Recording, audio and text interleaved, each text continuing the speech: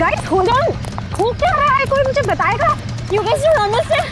You know ना situation क्या चल रही है। पापा और भाई दोनों फोन नहीं उठा रहे। पापा, रे, प्लीज दरवाजा खोलो। करण देखो ना, कोई दरवाजा ही नहीं खोल रहा है। पापा, मिथुन काका, रे, मिथुन काका। Oh my God, रे,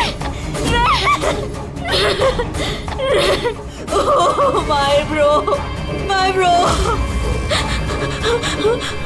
He's no more.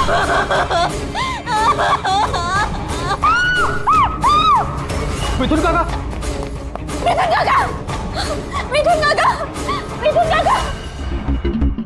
बेहोश।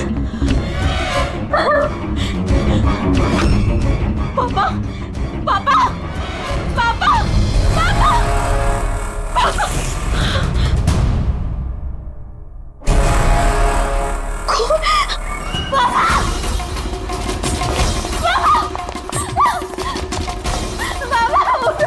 देखो ना जरा पापा को क्या।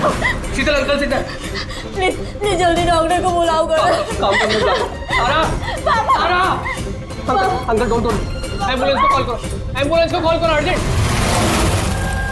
शीतल, जब तुम वहाँ खंडाला में थी तब ये सब हुआ? हाँ जी सर, एक्चुअली वहाँ हमारी प्रॉपर्टी को लेके कुछ प्रॉब्लम्स चल रही थी, इसीलिए मैं और करण वहाँ गए थे।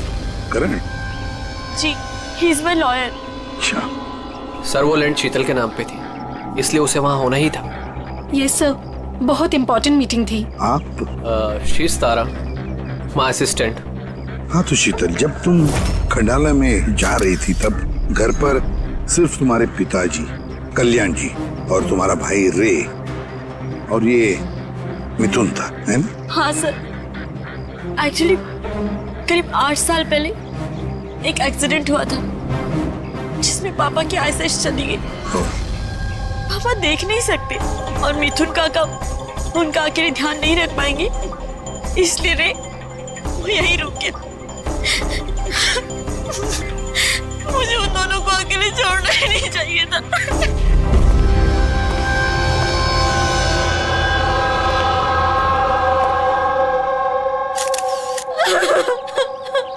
शांत हो जाओ।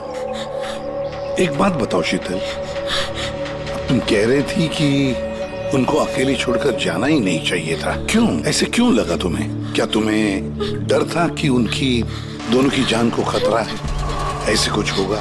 नहीं सर, पर इतना जरूर पता था कि रे की उसके फ्रेंड्स के साथ ना कोई बड़ी प्रॉब्लम चल रही थी। फ्रेंड्स के साथ? और वो लोग एक दूसरे को ब्लैकमेल कर रहे थे किसी चीज को लेके।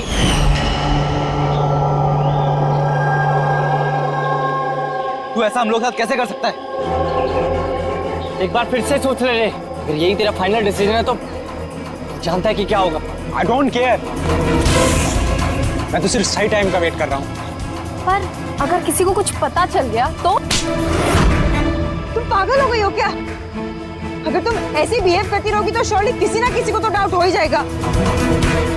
गाइस, अगर हम कंट्रोल में हैं तो वी आर सेफ। गाइस, तुम लोग अपना देख लो, मुझे ऑनेस्टली नहीं पता है कि मैं क्या करने वाला हूँ।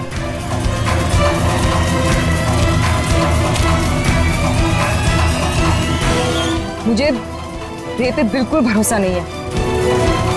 I can't trust him. अगर इसका मुंह खुला तो हम सब फंसेंगे, उससे पहले इसका मुंह बंद करना पड़ेगा। शीतल, जो भी तुम्हारे भाई के साथ हुआ उसका बहुत दुख होता है। I am so sorry.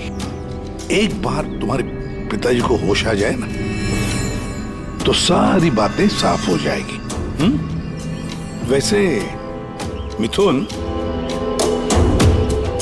कल रात तुम यहीं पर थे ना? क्या हुआ क्या, जरा ठीक से बताओ। शरीर पे कोई बड़ा घाव नहीं है, बस छोटी मोटी चोटें हैं, लेकिन हाँ फ्रैक्चर थोड़े ज्यादा है। समझ में नहीं आ रहा है इसकी मौत हुई कैसे? मैं अपना काम कर रहा था, अचानक लाइट चली गई और किसी ने मेरा मुंह बंद कर दिया। मैं बेहोश हो गया साहब। जब आँख खुली तो आप सामने थे। बाकी को कुछ याद नहीं आ रहा सर। ठीक है, रो मत। सर। हाँ। सर, मौत की वजह तो पोस्टमार्टम के बाद ही पता चलेगी। कुछ समझ में नहीं आ रहा है सर। जिसने भी खून किया है सोच समझ के किया है। बड़ा ही चालाक है खूनी। एक काम करते हैं, इस घर को फिर से अच्छी तरह से चेक करते हैं।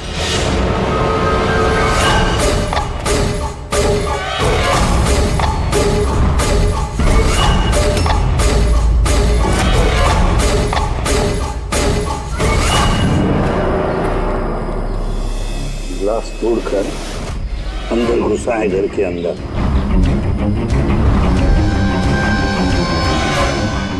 ये देखो, खून लगा है उसका अंदर घुसते वक्त या भाग जाते वक्त।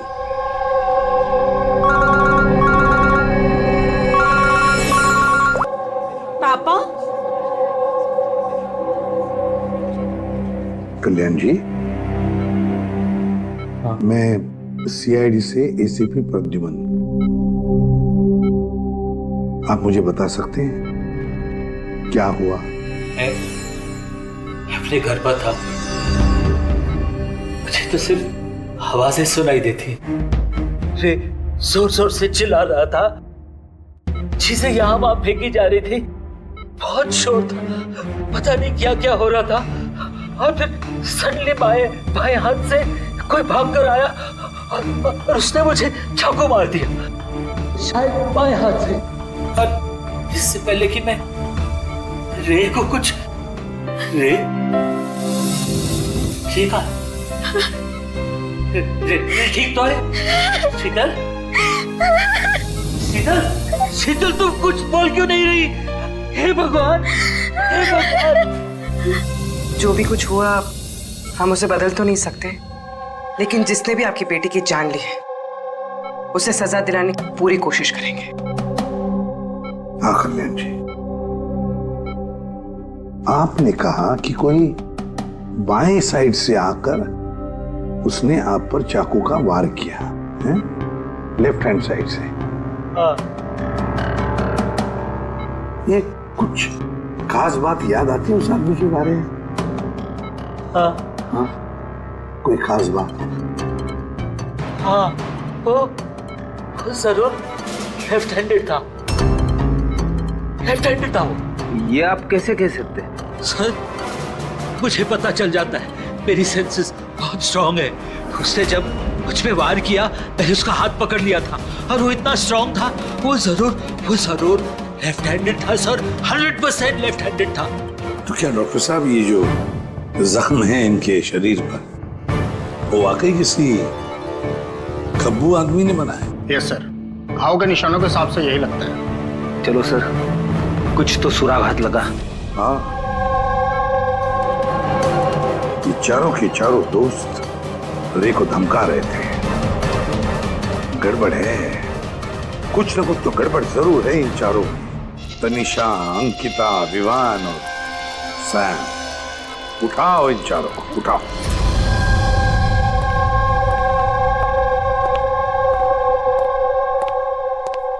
नमस्ते सर। आप? मैं सैम का फादर हूँ। पिछले 2 हफ्तों से सैम से मेरी कोई बातचीत नहीं हुई। अब मैं आपको कैसे बताऊं कि वो कहाँ पर है? मैंने उसको कई बार फोन किया, लेकिन उसका फोन ही नहीं लग रहा। मैं तनिषा की माँ। अब उससे फोन करके मैं क्या पूछूं?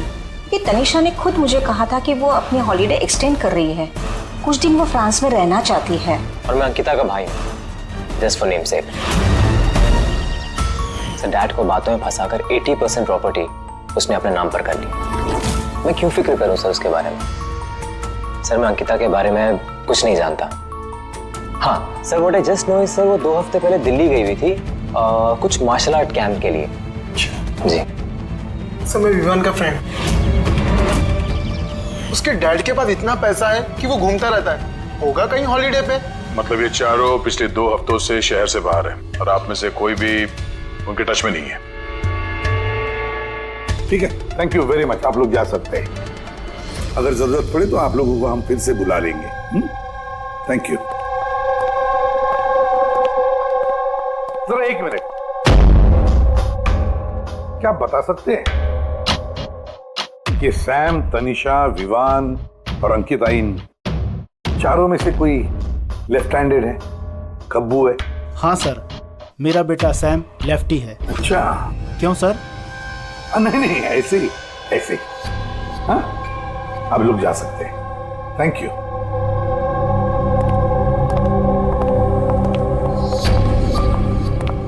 सर, कहीं ऐसा तो नहीं कि इन चारों ने मिलके रे को मार दिया हो सकता है सर, और उसी डर की वजह से ये चारों कहीं ना कहीं जाके छुप के बैठे होंगे।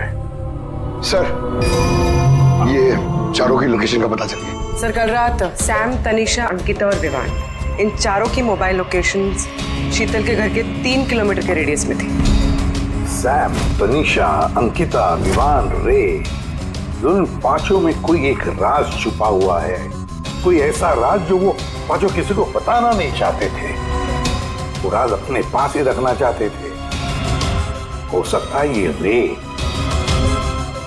रे कमजोर पड़ गया हो, बस तो राज किसी को पता ना चले।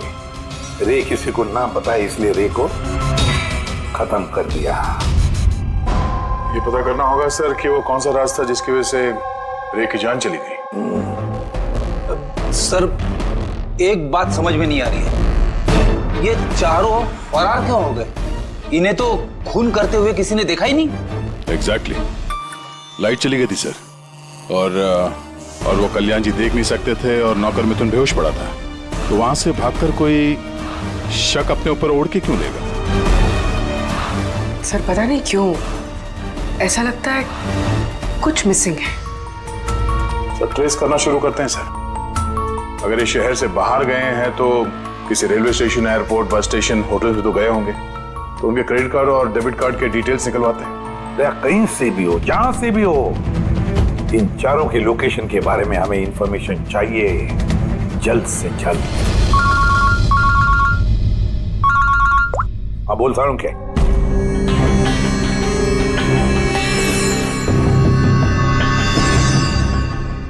यार सारुण के तूने इस कंकाल पे ये रेड मार्क्स क्यों किए? बस ये समझाने के लिए कि इस रे की हड्डियों का कैसे चूरा बना है।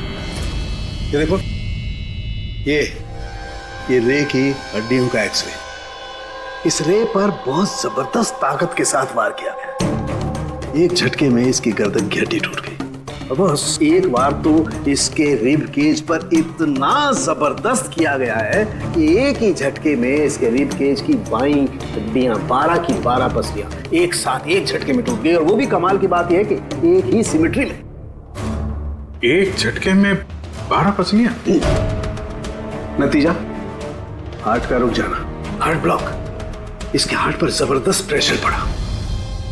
कमाल की बात यह है बॉस कि जितनी ताकत के साथ इस पर वार किया गया है, इतनी ताकत हाथों से या किसी भी हथियार से पैदा नहीं की जा सकती। इसे देख करके तो ऐसा लगता है जैसे खूनी जानता था बॉस। खूनी जानता था कि किस पॉइंट पर वार किया जाए कि एक ही झटके में सारी की सारी पसलियां एक साथ टूट जाए, एक सिमेट्री में। हाथों से कोई इतना फोर्स तो पैदा नहीं कर सकता। हाँ, कर सकता है अगर कोई मार्शल आर्ट्स का जानकार हो तो। जैसे कुंफू, कराटे, ताइक्वांडो, इन सब में खास किस्म के मूव्स होते हैं जिससे इतना फोर्स पैदा किया जा सकता है। ये हो सकता है बॉस। अभी अटैक उसी ने किया जिसे मार्शल आर्ट्स की जानकारी है, जैसे आर्मी बैकग्राउंड का कोई। Martial arts? वो लड़की भी तो गई है ना दिल्ली में मार्शल आर्ट्स का कैंप अटेंड करने के लिए। क्या नाम है उस लड़की का? अंकिता। अंकिता के भाई ने तो हमें ये बताया। Sir, what I just know sir, वो 2 हफ्ते पहले दिल्ली गई हुई थी कुछ मार्शल आर्ट कैंप के लिए। और सर, कत्ल की रात उसका फोन शीतल के घर के आसपास ही था। उसी ने किया होगा। सैम के साथ मिलके। कल्याण जी पर जिसने भी चाकू का वार किया था वो वो आदमी खब्बू था, लेफ्ट हैंडेड। हाँ सर, मेरा बेटा सैम लेफ्टी है। ये हो सकता है क्योंकि शीतल के घर की जिस खिड़की पर से हमें वो ब्लड सैंपल मिला था, उसका डीएनए सैम के डैड के डीएनए के साथ मैच होता है। मतलब सैम वही था और अंकिता भी। बस अब हमें ये पता लगाना है कि ये सैम, तनीषा, अंकिता और विवान इस वक्त है कहां पर। अच्छा, आप कैब ड्राइवर, आप उस वक्त कहाँ थे?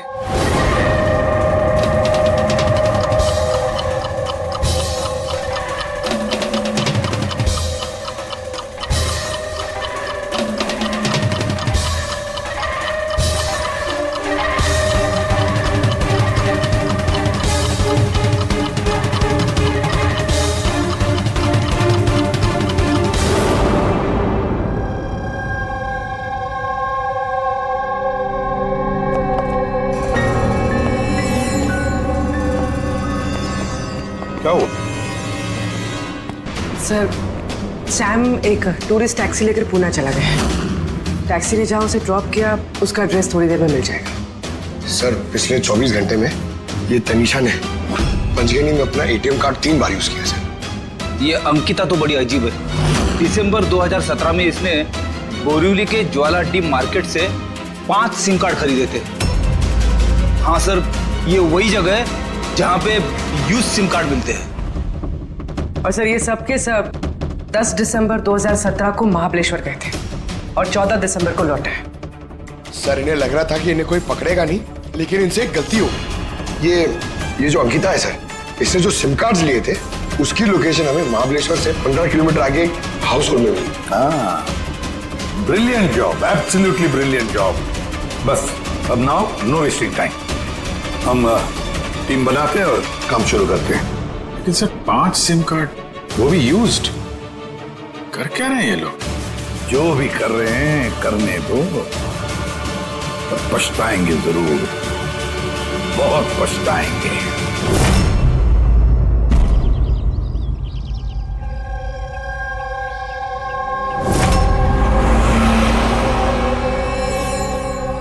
किसका फोन है? किसी विवान का है। विवान का कैसे हो सकता है? तुमने ठीक से सुना ना? अब उसने विवान कहा तो विवान ही होगा, मुझे क्या पता, आप बात करो। हेलो, कौन बोल रहा है? दूर, मैंने बोला था कि आज के बाद हम कांटेक्ट में नहीं आएंगे, तो कॉल क्यों किया? और तुझे पता कैसे चल रहा है कि मैं यहाँ हूं? ओके, तो वहीं रुक, मैं आ रहा हूं।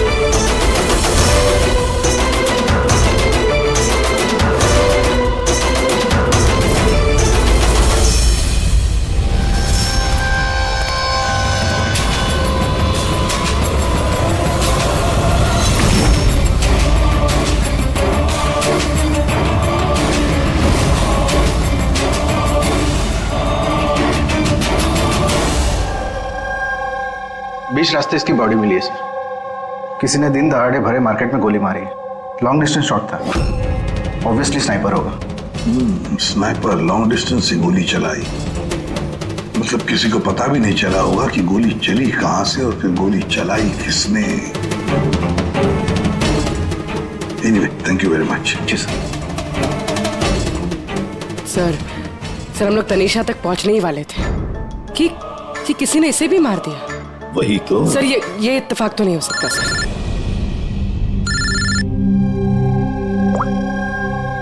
हेलो,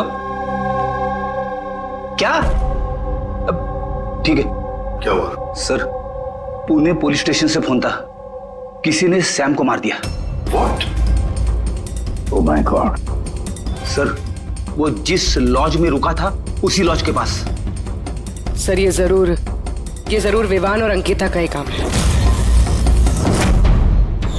ये कोई सीक्रेट है जिसे छुपाने के चक्कर में ये लोग आपस में एक दूसरे का खून कर रहे हैं। अपनी जो भी है उसे पता कैसे चलता है कि हम किसके पास जाने वाले हैं? 4 में से 2 बच गए हैं, विवान और अंकिता।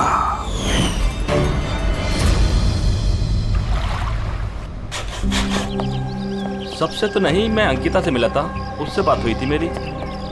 अंकिता से? जी। यही थी वो? हाँ, ये वही लड़की है, इसी ने मुझे पेमेंट दिया था, 2 दिन के 20,000 रुपए।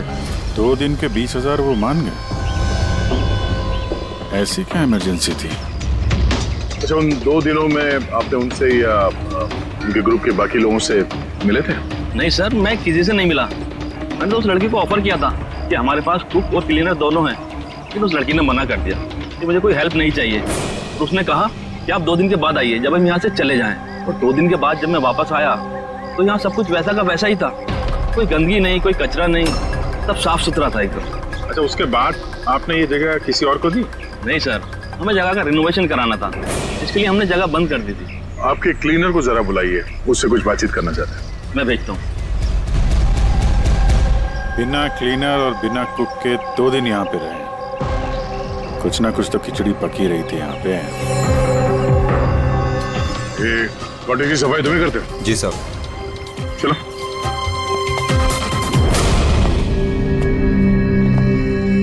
अच्छा, जब वो 5 लोग यहाँ से गए, उसके बाद जब तुमने यहाँ की साफ सफाई की तो कुछ मिला इधर उधर या कुछ अजीब लगा तुम्हें? नहीं सर, वो लोग तो बहुत अच्छे थे, जाने से पहले पूरी जगह को एकदम चकाचक साफ करके गए। पता नहीं कौन सा साबुन, क्या डिटर्जेंट यूज किया, पूरा घर चमका दिया था।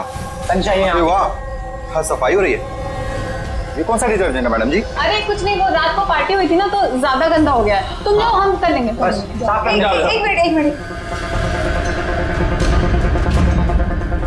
ये लो, ये लेके जाओ। हाँ, जाओ।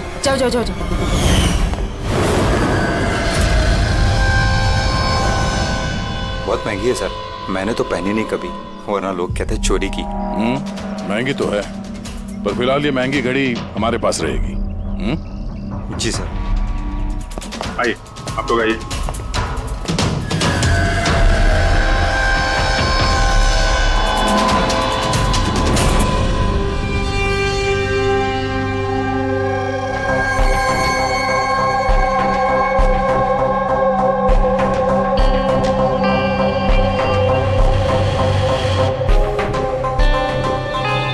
सर, सैम, तनीषा और रे तीनों का तो मर्डर हो गया है। अब बचे विवान और अंकिता। खूनी इन दोनों में से ही कोई हो सकता है। ये विवान ही होगा, उसी ने सैम को फोन करके लॉज के बाहर बुलाया था।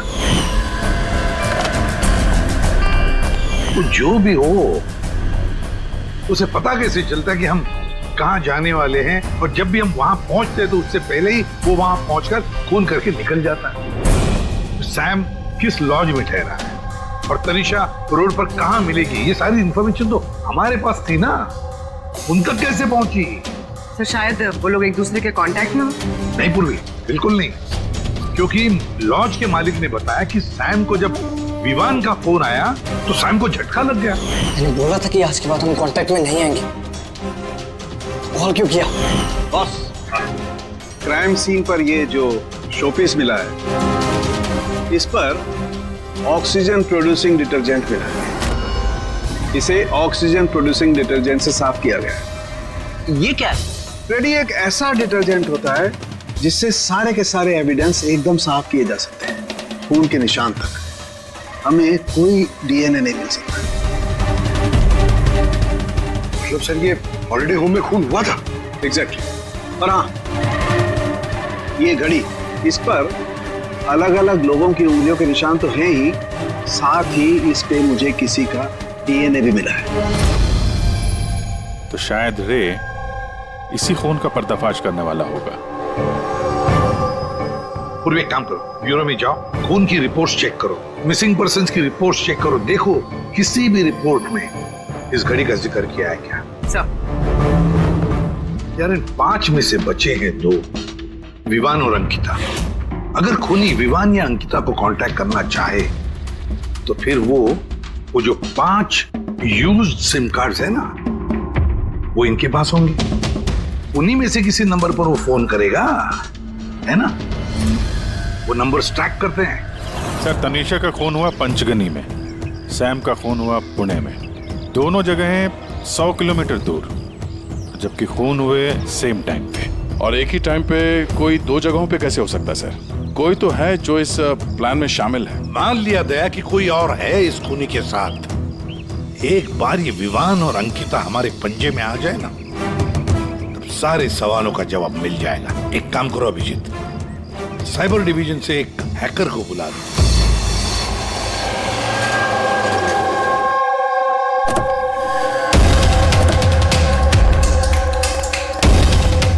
इसमें पूरे पैसे है ना?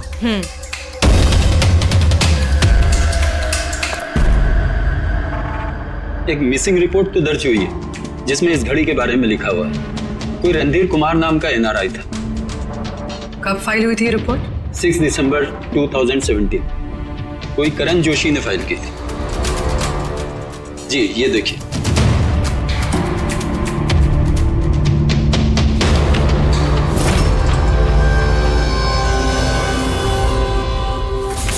Thank you.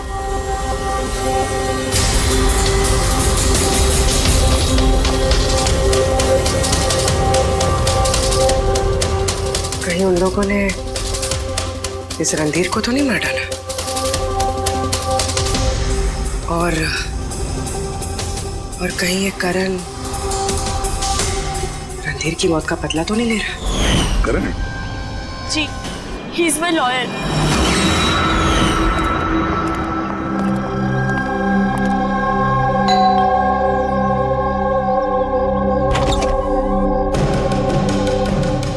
Good to see you. I hope इसमें पैसे पूरे हो गए। हाँ, पूरे पैसे हैं। आओ अंदर। देखो, हम लोग जहां भी जाते हैं उससे पहले खूनी को कैसे पता चल जाता है? मे बी आप लोगों की लोकेशन कोई ट्रैक कर रहा था। You mean GPS tracker? जी। Cell phone? Yes sir. एक काम करो, तो हमारे सेल फोन चेक करो।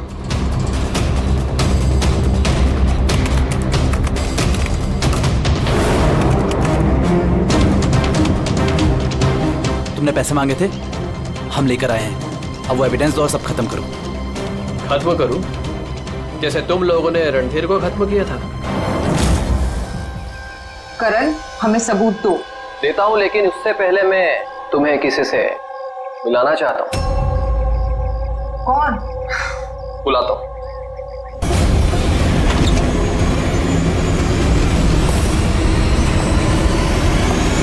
चीजों को ट्रैक किया जा रहा था, लेकिन हमारे फोन हैक कौन कर सकता है और कब किए होंगे?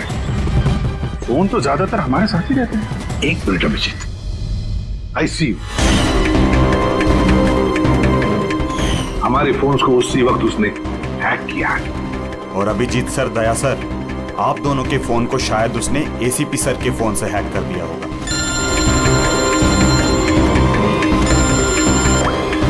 अब करण मरने वाले से रिलेटेड है?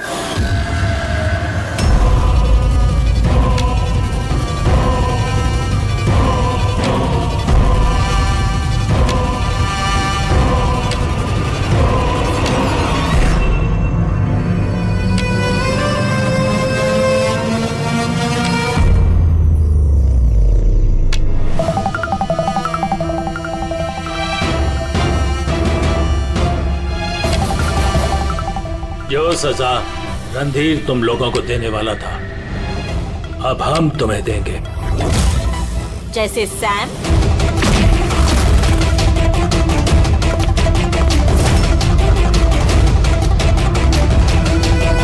तनीषा और रे को दी। अब तुम दोनों की बारी है। तभी रणधीर की आत्मा को शांति मिलेगी। इसी घर में मारा था ना तुमने रणधीर को?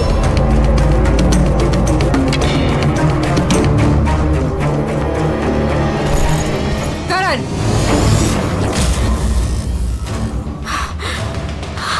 तुम्हारे पास कोई सबूत नहीं है ना? तुमने हमें फंसाया है ना? हाँ?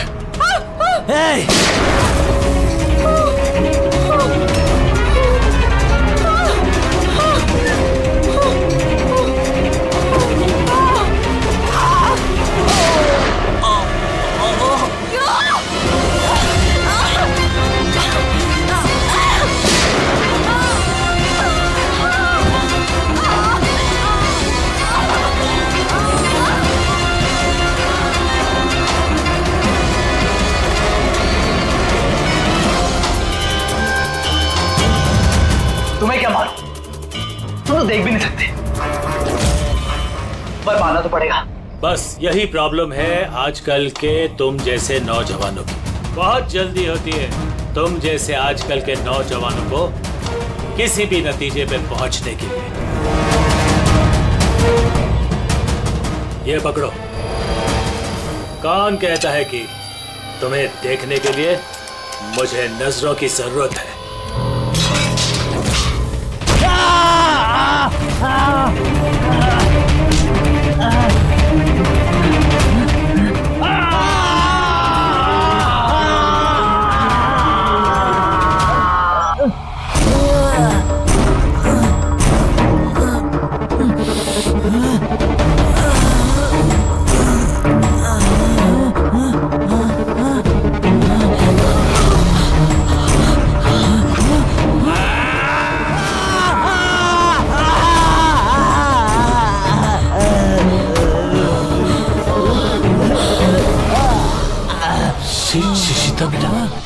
तुम ठीक तो?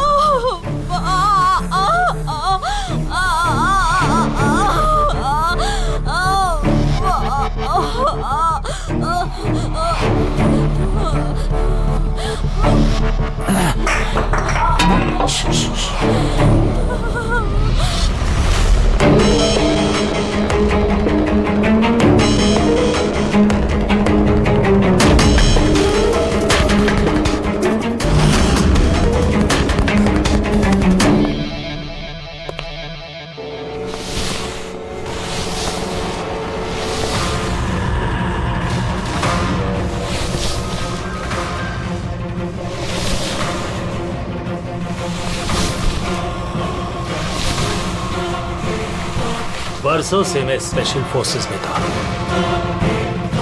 दुश्मनों को तो मैं चुटकी भर में सूंघ कर निकाल देता था। फिर तुम तो बच्चे हो।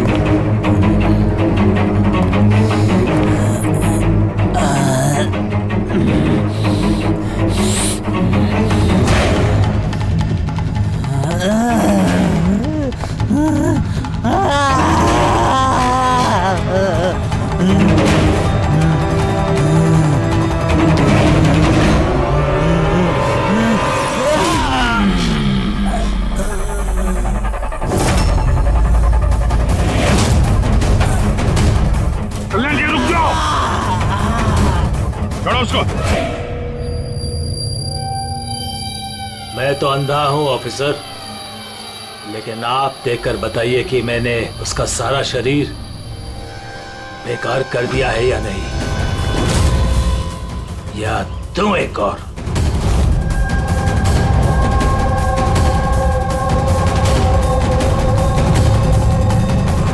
शीतल, रणधीर तुम्हारा भाई था और कल्याण जी रणधीर तुम्हारा बेटा है ना? और ये सब करने के लिए तुमने सीआईडी का इस्तेमाल किया, क्यों? सही समझा आपने। रणधीर शीतल का भाई था और मेरा बेटा। यानी रे का भाई? नहीं, रे मेरा बेटा नहीं था, उसे तो सिर्फ मैंने इस्तेमाल किया था। हमें गुमराह करने के लिए, ताकि हम विवान, अंकिता और सैम तनीषा के पीछे लग जाए और उन्हें सजा दिलाए, ताकि आपका बदला पूरा हो सके। हम उसे मारना नहीं चाहते थे। रणधीर एक्सचेंज प्रोग्राम का स्टूडेंट था, एकदम सीधा लेकिन बहुत पैसे वाला। अंकिता हमेशा से ही एक हाई फाई लाइफ जीना चाहती थी, उसी ने ये प्लान बनाया और रणधीर को किडनैप करके उससे पैसे मांगने। कितना रैंसम मांगा था तुम लोगों ने? 5 करोड़। फिर भी मार दिया तुमने उसे। रणधीर भाग रहा था, अंकिता को गुस्सा आया और उस 1 सेकंड के नॉनसेंस पन में उसने उसे मार दिया और हम सब घबरा गए, कुछ समझ नहीं आई कि क्या करें। तो उसकी बॉडी लेकर हमने लेक में डाल दिया।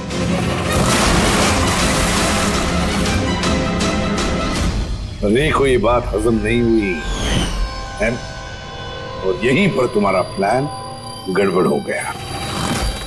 सर, वो रणधीर की इंडिया में सारी रिस्पॉन्सिबिलिटी मेरी थी।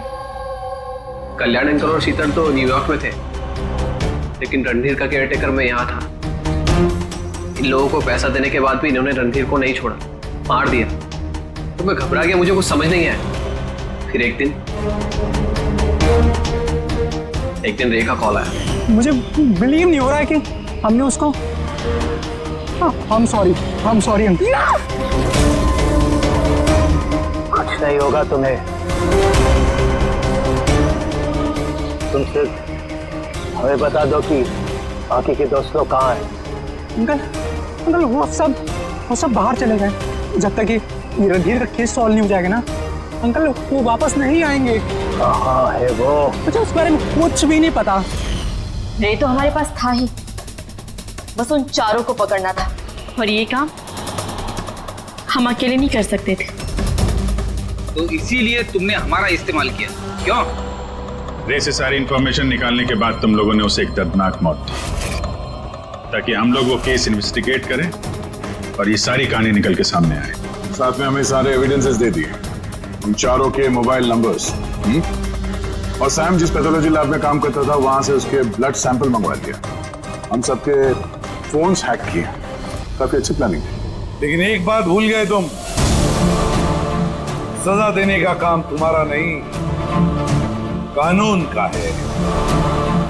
रणधीर की मौत का बदला तो तुमने ले लिया, लेकिन सजा अपने आप को दी है, अपने आप को।